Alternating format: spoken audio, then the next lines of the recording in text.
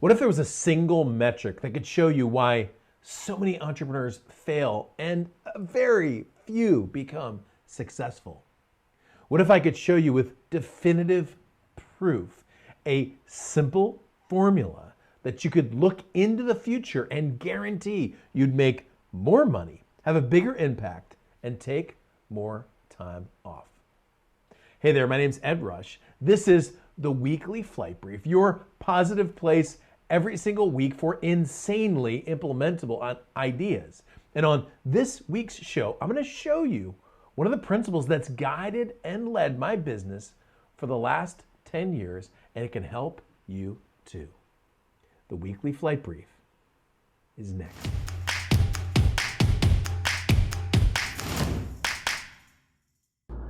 So let's talk about the future bank concept. Now, the future bank concept is based on the assumption that the results always trail the actions, and usually considerably. Let me give you an example. The law of attraction essentially says this: you sit in your chair and you think long enough, and eventually money will just come flying through the sky. The challenge with that is it's typically not coupled with action, and action is where the revenue and the impact and the lifestyle happens inside of your life and business. Now, let's take a business, for example, like a speaking business that also has a consulting arm to it. So for example, my business fundamentally is a speaking and consulting business. I do events and I speak. I speak like I'm doing right now, actually. I get people who are attracted to buy my books or my products, eventually come to my events, and then some of those people end up becoming longtime consulting clients of mine. And that's really where the majority of the revenue for me is on the back end, on the consulting and coaching side, where the majority of the activity actually is on the front end. Important point that I just gave you right there. In a business like mine, there can be a very small delta between action and result, but there's always a delta. For example, let's say I'm trying to cover some revenue or expenses on a certain month, and I'm like, you know what? If I brought in another $10,000 right now, it would make a really big difference for me. And so I go out and I go back out to some of the prospects that I've been talking to, and I find somebody who's interested in doing some coaching, and they pay me $10,000 up front plus maybe some money on the back end. And I decided I was going to make $10,000, and so I started to go through and start having those conversations. Now, depending on the person and depending on my contact database and what they need, that could take an afternoon, or it could take 2 weeks or 3 weeks. But even if it takes an afternoon, let's say I get on the phone with somebody, we agree in principle to a $10,000 deal. Well, they're not going to pay right away. They may send the check. It might come through the mail. So even from the action to the result, there's a time delta. In this case, maybe just a few days, which is actually pretty tight, but there's a difference between the leading actions and the trailing results. Let's use another example. Let's say I get a lot of my coaching members from my events, which is true.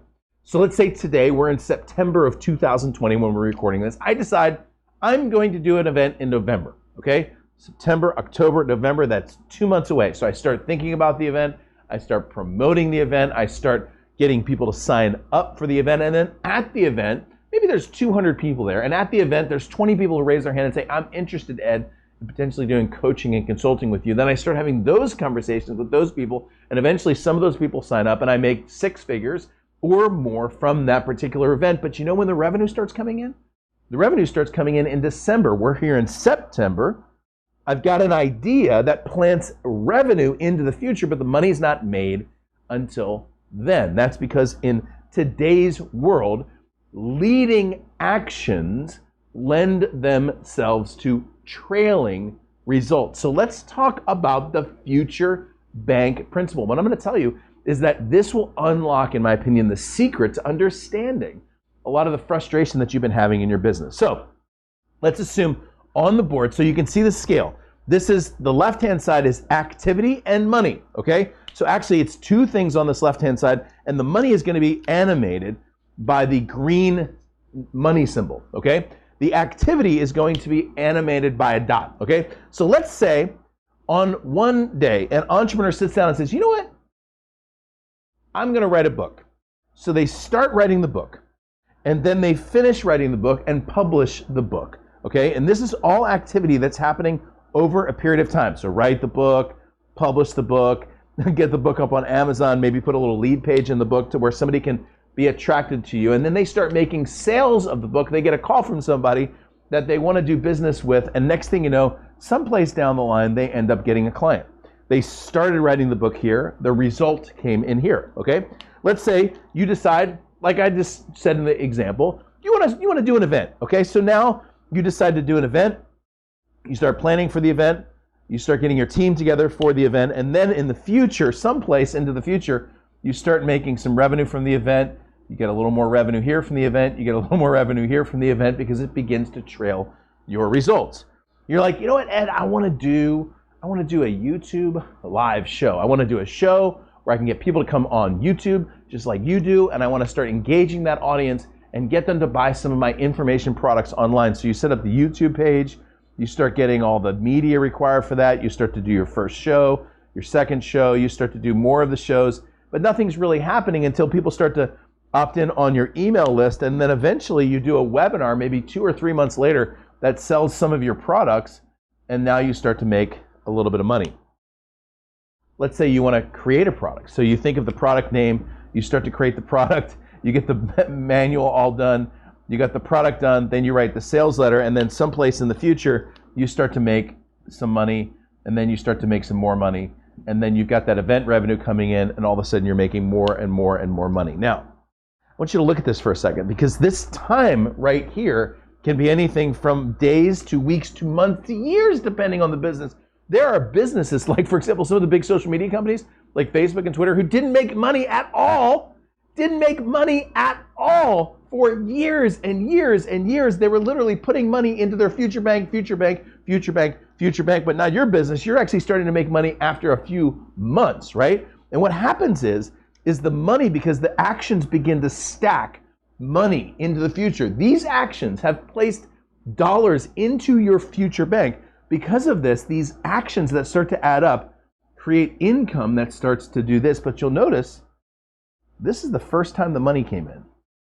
And who knows how long that is? For you, it could be a month or 2 or 3, or who knows how long. So what happens in the activity side is that the average entrepreneur, they start right here, and they just start, and the activity begins to pick up. And the actions begin to pick up, and they're like, I'm doing what Ed told me to do. I'm getting my stuff done, okay? I'm like working it. I mean, it's happening. I'm doing exactly what he said. But you know what? Nothing happened. Man, that Ed Rush must be full of crap, man. He's telling me to do this live stream and doing this event.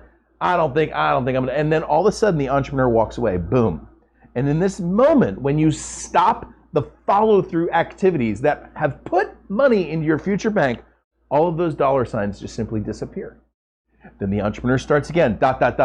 future bank, and then they change course, and then they change their mind, and all the money begins to go away. And some of you are watching this and like, oh my gosh, that's the history of my business as an entrepreneur, which is why in the future banking system, there are 2 fundamental actions that you need to take. Number 1 is proper marketing, and number 2 is persistence. Did you catch that? It's 2 P's. Proper marketing, okay, and persistence. Proper marketing means targeting the right customers, getting leads, getting customers through compelling sales messaging, and delivering on a great service. That's proper marketing and persistence. It's not just persistence. You'll hear people say, just persist, and it might not. Okay, you might have an idea about selling elephant portraits. And it's such a great idea, but it's never going to make any money. That's improper marketing because it's not going to make, and by the way, maybe you are going to make money with elephant portraits. I'm making this up as I go along. The idea is as you're putting money into your future bank to persist long enough to start cashing the money into the future. Now, 2 little ideas on some homework assignments that you can do. Number 1, one of the most powerful things that you can do is to sit down today and write a letter to your future self. I just did this recently to myself a year from now. And I was telling my year from now self all of the things that I was going to do for my year from now self, the things that I was going to pay off, the resources that I would have built for my 1 year from now self. One of the most powerful things you can do is write a letter to you in the future.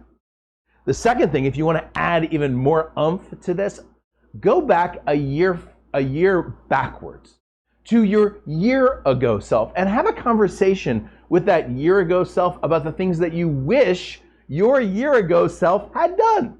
The things that you maybe wish that you had invested in, the conversation that you would have had with your year ago self if you had known what was going to happen over the next year, and then bring that conversation and even some of those regrets or discouragements into your conversation with your future self.